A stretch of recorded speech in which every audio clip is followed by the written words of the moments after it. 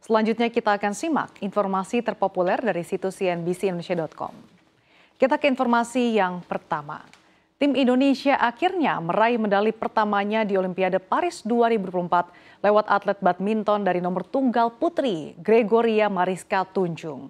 Semua medali yang diterima atlet di ajang Olimpiade Paris 2024 dihiasi dengan detail yang nilainya tidak terhingga. Medali tersebut berupa sepotong besi dari kerangka asli Menara Eiffel yang ditempatkan di tengah-tengah medali yang menampilkan logo Paris 2024. Oxford Economics memperkirakan nilai medali emas Olimpiade Paris sebesar 1.027 dolar Amerika Serikat atau sekitar 16,7 juta rupiah. Perkiraan tersebut sejalan dengan nilai pasar emas 24 karat dan perak murni per gram saat ini. Sementara medali perak bernilai 535 dolar Amerika Serikat atau sekitar 8,6 juta rupiah dan medali perunggu 4 dolar 60 sen atau hanya senilai 75 ribu rupiah. Perhitungan ini tentu saja tidak termasuk elemen besi Menara Eiffel yang tidak ternilai harganya. Menariknya, potongan-potongan besi ini diambil dari Menara Eiffel saat proyek renovasi dan modernisasi selama bertahun-tahun dan kemudian diawetkan oleh pihak berwenang. Keputusan untuk mengaitkan hadiah Olimpiade dengan simbol ibu kota Prancis tersebut diambil oleh komite atlet yang diketuai oleh legenda biathlon Prancis Martin Fourcade.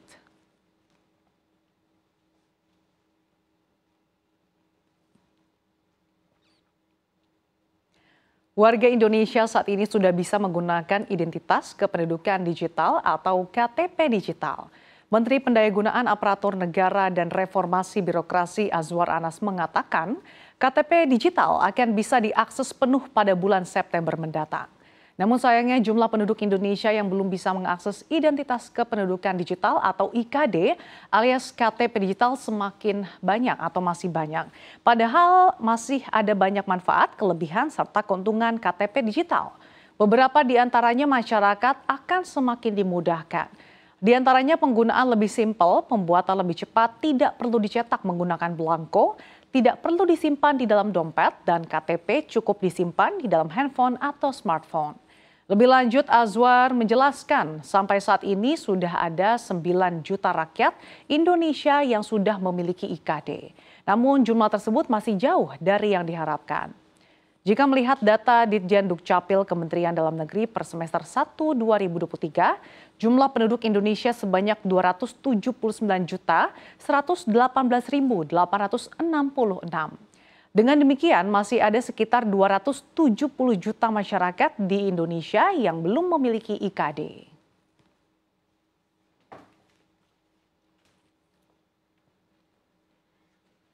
Indonesia lagi-lagi disebut bos Apple dalam pembicaraan soal laporan keuangan produsen iPhone tersebut.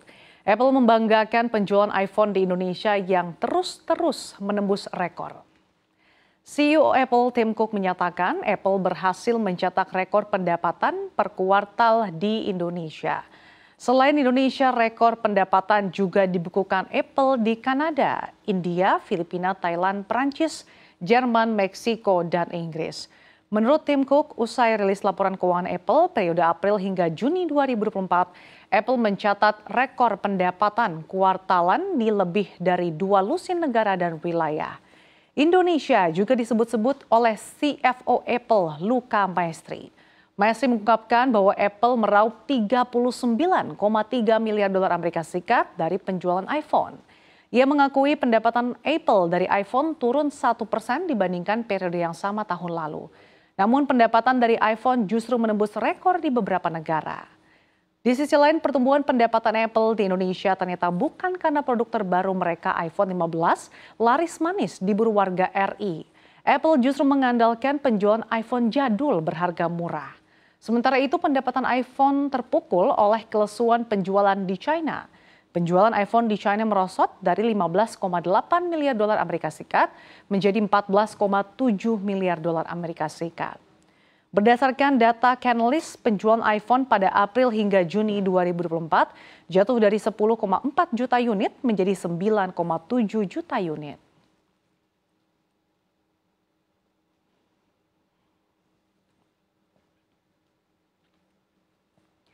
Ketegangan di Timur Tengah terus memuncak. Beberapa pihak menyatakan kekhawatirannya termasuk PBB soal akan timbulnya perang besar yang melibatkan sejumlah negara dan kelompok di dunia Arab itu. Kawasan itu sebenarnya sudah memanas karena perang Gaza. Namun pembunuhan pemimpin politik Hamas Ismail Haniyeh di Teheran dan Komandan Militer Hizbullah Fuad Syukur di Beirut membuat perang baru seakan di depan mata.